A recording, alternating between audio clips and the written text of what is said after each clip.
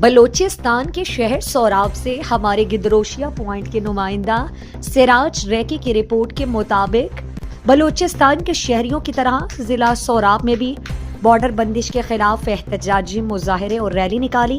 Rally آل Balochistan border trade alliance سوراب کی جانب سے سوراب شہر میں ریلی نکالی گئی۔ ریلی میں حاجی عبدالرسول مینگر، حاجی خدا بخش ظاہری،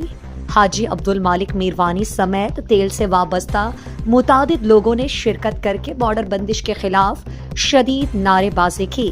جبکہ اس دوران آل بلوچستان بارڈر ٹریڈ الائنس سوراب کے رہنماؤں نے پرہجوم پریس کانفرنس میں کہا کہ بلوچستان کے لوگوں کے روزگار کا دار و مدار ایران بارڈر سے منسلک رہا ہے اور یہاں کے لوگ ایران بارڈر سے مزدوری کر کے اپنے بچوں کا پیٹ پال رہے ہیں۔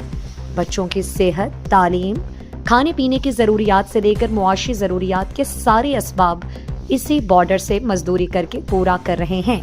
یہاں کوئی بڑی تجارت نہیں ہو رہی۔ ہم سب 2 وقت کی روٹی کی خاطر اپنی زندگیوں کو خطرات میں ڈال کر اپنے بچوں کا پیٹ پال رہے ہیں،